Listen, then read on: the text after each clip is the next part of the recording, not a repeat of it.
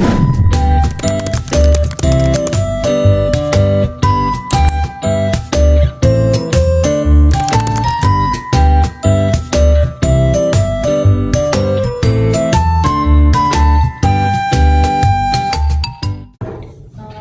siang, Mbak Ana. Siang. Terima kasih atas waktunya. Di sini kita akan melakukan podcast yang membahas tentang materi akad-akad yang digunakan dalam hadis syariah seperti akad rahim dan akad qaf. Langsung saja mungkin Mbak Ana ingin ada yang ditanyakan?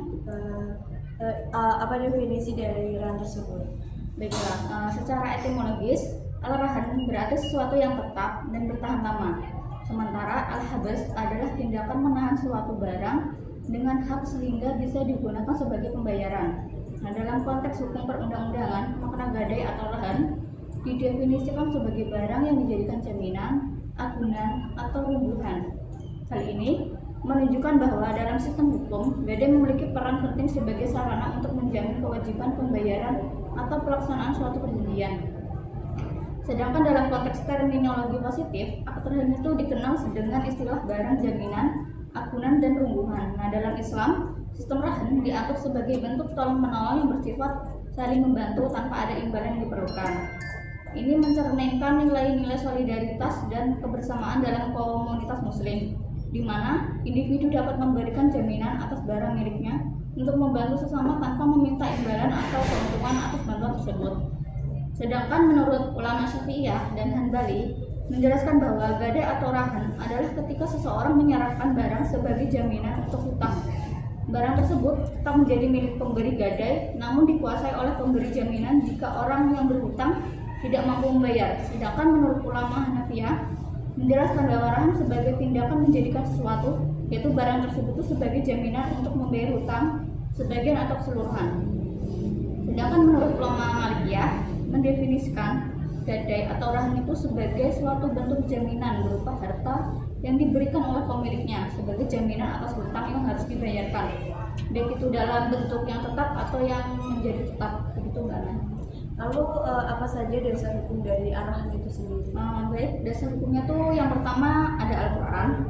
Para ulama fikih menyatakan bahwa arahan itu adalah sah dalam Islam sesuai dengan ajaran Al-Quran dan Sunnah Rasulullah. Al-Quran surat Al-Baqarah ayat 283 menyatakan bahwa Allah berfirman yang artinya, jika kamu dalam perjalanan dan bermuamalah tidak secara tunai, sedang kamu tidak memperoleh seorang penulis, maka hendaklah ada barang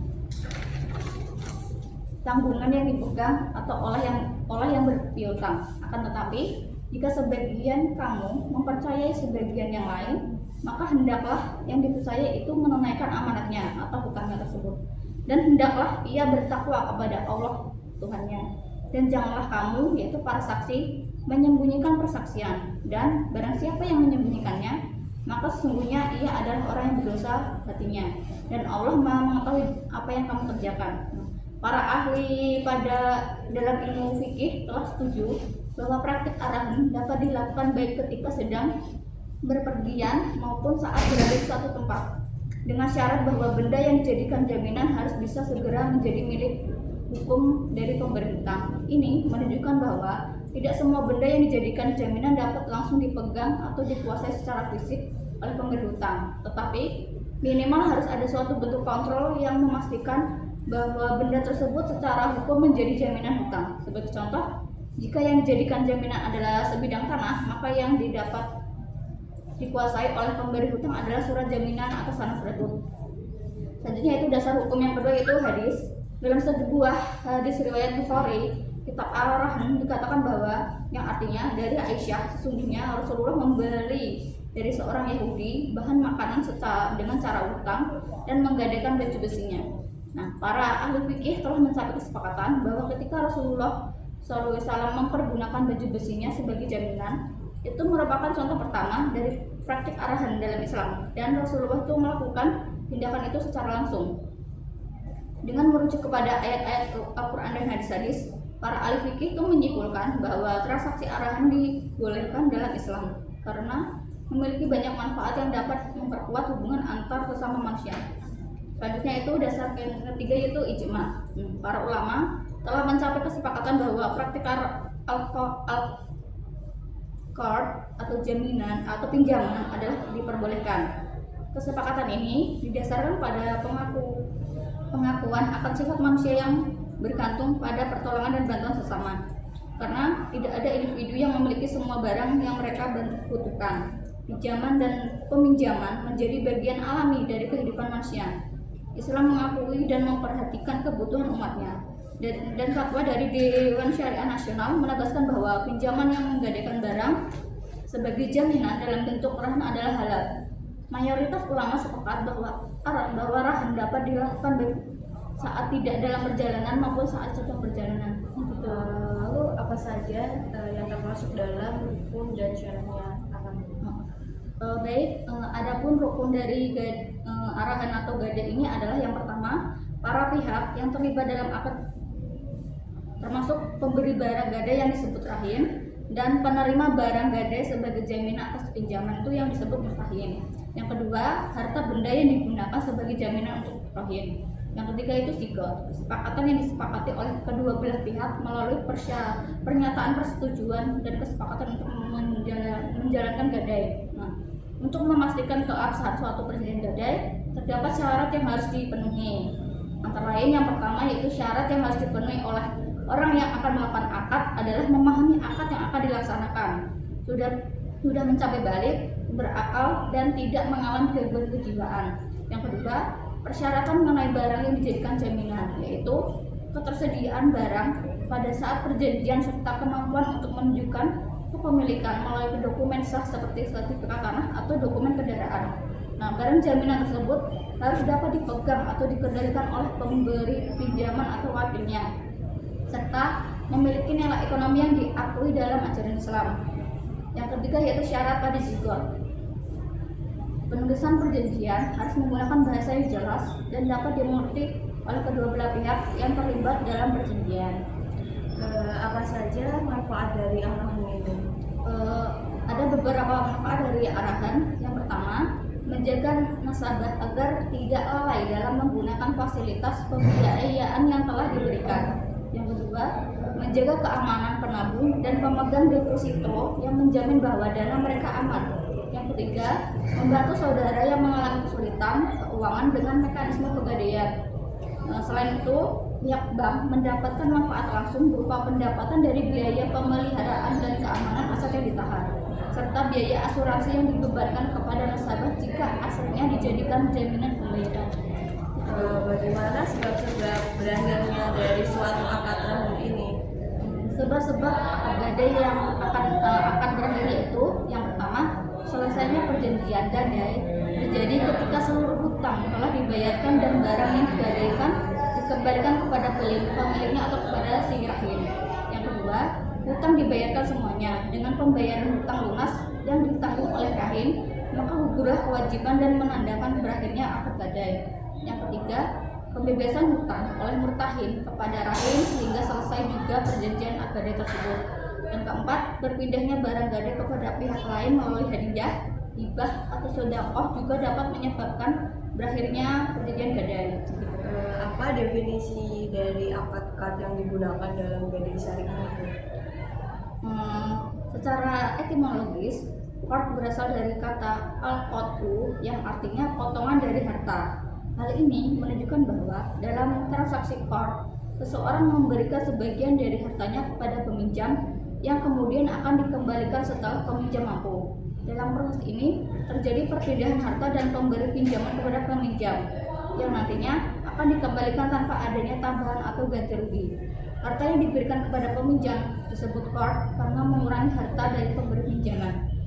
Sedangkan menurut pandangan Hanafiyah, qard adalah pemberian harta yang memiliki persamaan dengan transaksi yang dimaksudkan untuk mengembalikan harta yang setara dengan apa yang diterima. Dengan demikian, qard merupakan praktik pinjam-meminjam yang dilakukan tanpa adanya tambahan atau keuntungan tambahan, dan tujuannya adalah untuk memberikan bantuan atau bantuan finansial kepada peminjam dalam waktu yang ditentukan. Lalu apa yang menjadi dasar hukum dari akad kad itu sendiri?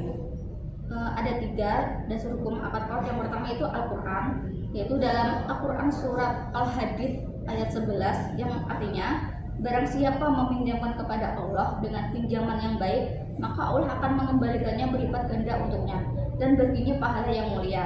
Ayat yang menjadi dasar dalil ini menekankan pentingnya bagi umat Islam untuk berkontribusi dalam meminjamkan kepada Allah yang mengacu pada memberikan harta atau bantuan di jalan Allah yang meliputi amal, sedekah, dan sumbangan untuk kebaikan umat. Konsep ini tidak hanya menyoroti kewajiban memberikan kepada Allah, tetapi juga menegaskan nilai-nilai kebersamaan dan keadilan sosial dalam masyarakat Islam.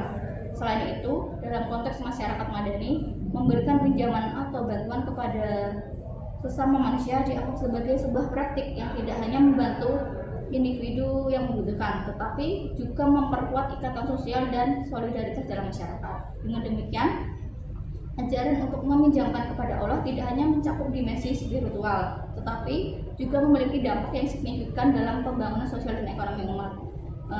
Dasar hukum yang kedua yaitu hadis.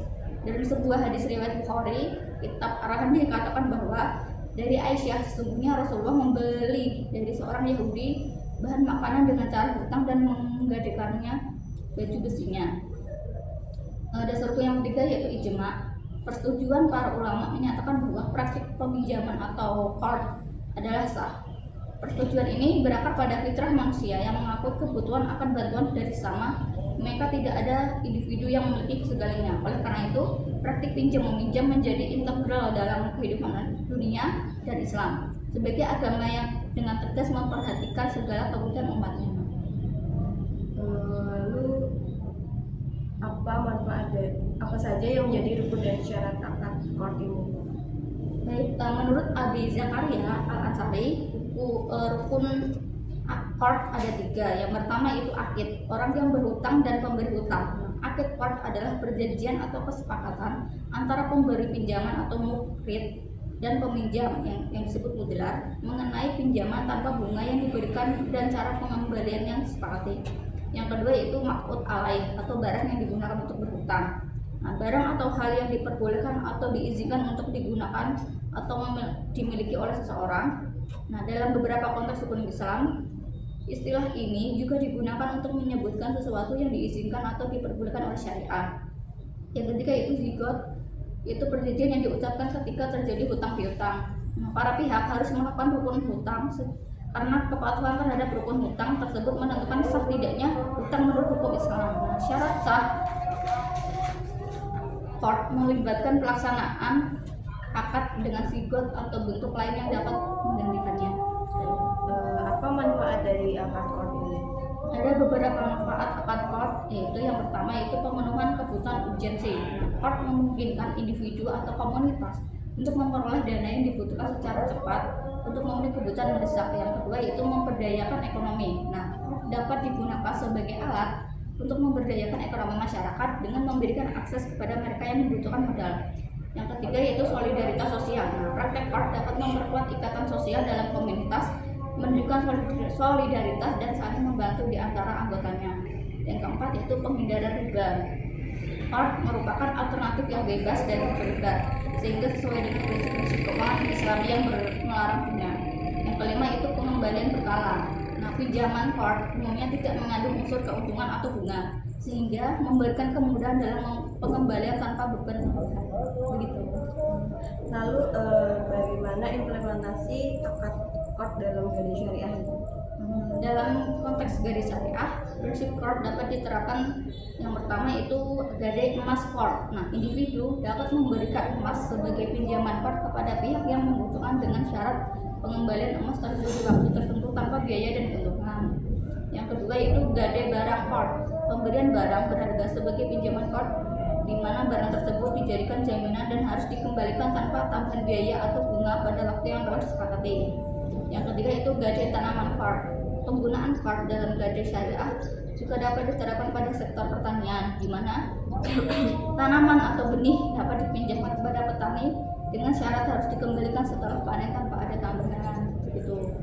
Apakah ada yang diinginkan lagi? Sudah cukup itu aja. Baik, makasih untuk waktunya ya, Mbak.